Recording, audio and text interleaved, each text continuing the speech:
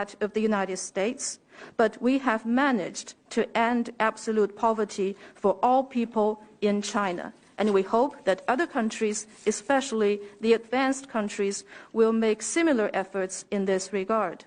And China has also made historic achievement in building the country into a moderately prosperous one in all respects. The Chinese people are closely rallying around the Communist Party of China. Our values are the same as the common values of humanity. Those are peace, development, fairness, justice, freedom, and democracy. What China and the international community follow or uphold is the United Nations-centered international system and the international order underpinned by international law, not what is advocated by a small number of countries of the so-called rules-based international order. And the United States has its styled United States-style democracy, and China has the Chinese-styled democracy. It is not just up to the American people, but also the people of the world to evaluate how the United States has done in advancing its own democracy. In China's case, after decades of reform and opening up, we have come a long way in various fields. In particular, we have made tireless efforts to contribute to the peace and the development of the world and to upholding the purposes and principles of the UN Charter. The wars in this world are launched by some other countries, which have resulted in massive casualties. But for China, what we have asked for other countries is to follow a path of peaceful development. And this is the purpose of our foreign policy. We do not believe in invading through the use of force or to topple other regimes through various means or to massacre the people of other countries, because all of those would only cause turmoil and instability in this world. And at the end of the day, all of those would not serve the United States well. So we believe that it is important for the United States to change its own image and to stop advancing its own democracy in the rest of the world. Many people within the United States actually have little confidence in the democracy of the United States, and they have various views regarding the government of the United States. In China, according to opinion polls, the leaders of China have the wide support of the Chinese people. So, no attempt to... The opinion polls conducted in the United States show that the leaders of China have the support of the Chinese people. No attempt to smear China's social system would get anywhere. Facts have shown that such practices would only lead the Chinese people to rally more closely around the Communist Party of China and work steadily towards the goals that we have set for ourselves. In 1952, China adopted its first 5-year development plan, and now we are into the first year of the 14th 5-year development plan. We will continue along this path step by step. China's development is not just about delivering benefits for the people of China, but also about contributing to the development of the world in the 21st century. China and the United States are both major countries and both shoulder important responsibilities. We must both contribute to the peace, stability, and the development of the world. In areas such as COVID-19, restoring economic activities in the world, and responding to climate change, there are many things that we can do together and where our interests converge. So what we need to do is to abandon the Cold War mentality and the zero-sum game approach, we must change the way we think and make sure that in this century, the 21st century, countries, big or small, particularly the big countries, should come united together to contribute to the future of humanity and build a community with a shared future for humankind. It's also important for all of us to come together to build a new type of international relations featuring fairness, justice, and mutual respect.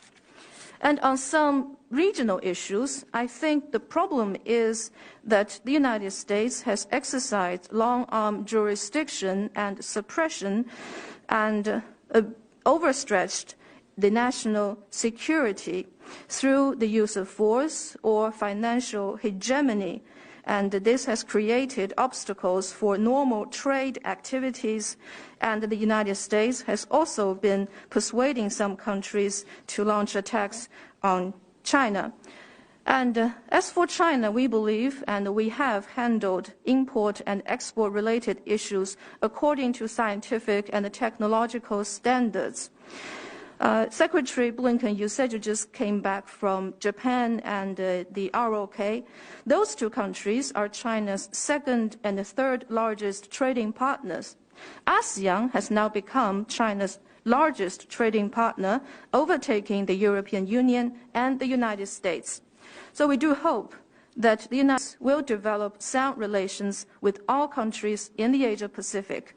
We should have many mutual friends. This is the right way forward in the 21st century. On the eve of the Chinese Lunar New Year, President Xi Jinping and President Joe Biden had a phone conversation.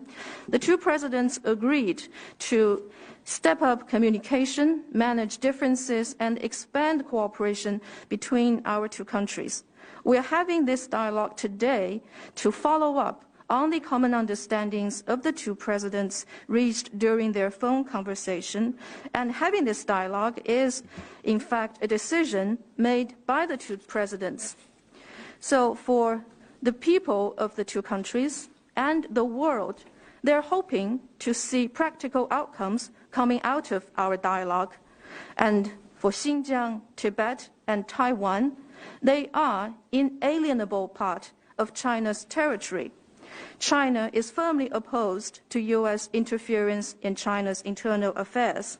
We have expressed our staunch opposition to such interference, and we will take firm actions in response. On human rights, we hope that the United States will do better on human rights.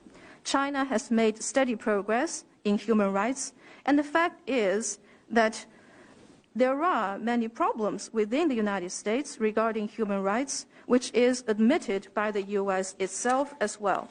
The United States has also said that countries can't rely on force in today's world to resolve the challenges we face.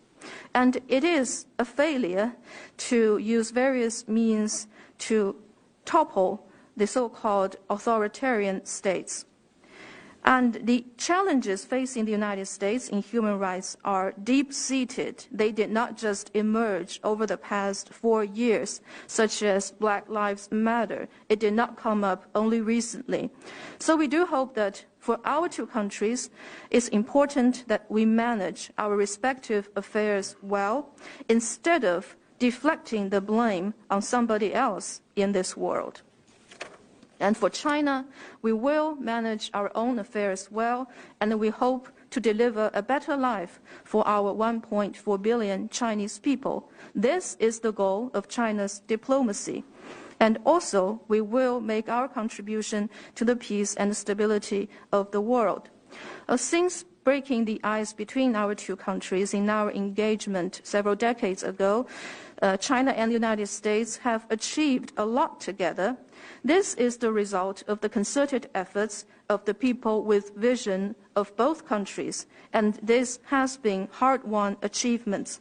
Although so much has changed in this world, it is important that our two countries think about how we can work together and expand our cooperation under the new circumstances. if there is competition between our two countries, I think the competition focuses on the economic aspect. And in this area, as I have said just now, for frictions in our economic engagement, it is important to respond to them in a rational way and seek win-win results. And China-US trade has already achieved a lot, and we should do even better. The overwhelming majority of American businesses in China have said that China's business environment is good, and nobody has forced them to stay in China. They see a profit coming from their presence in China, and they see immense opportunities in China. That's why they are here in China. And I believe that for our two countries, under the new circumstances, we need to enhance communication, properly manage our differences, and expand our cooperation instead of engaging in confrontation. Well, between our two countries, we've had confrontation in the past, and the result did not serve the United States well. What did the United States gain from that confrontation? I didn't see any. And the only result was damages done to the United States. And China will pull through and has pulled through such confrontation. So the way we see the relationship with the United States is, as President Xi Jinping has said, that is, we hope to see no confrontation, no conflict, mutual respect, and win-win cooperation with the United States. And actually, during the phone call between the presidents, President Biden himself also talked about the importance of having no conflict or confrontation between our two countries. So at our level, I think it's vital that we do everything we can to fully and faithfully follow up and implement the understandings reached between our two presidents and bring back China-US relationship to the track of sound and steady growth. 关于所谓这个网络袭击问题，我想想，网络袭击的能力使用方面，美国都是冠军。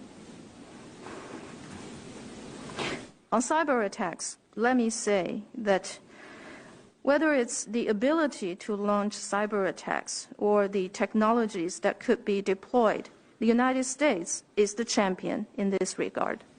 倒打一把是不行的。Well, you can't blame this problem on somebody else. 美国不代表国际舆论。The United States itself does not represent international public opinion. 西方也不代表国际舆论。And neither does the Western world. 无论是从人数上来讲，还是从世界潮流来讲，西方的舆论不能被认为是国际舆论。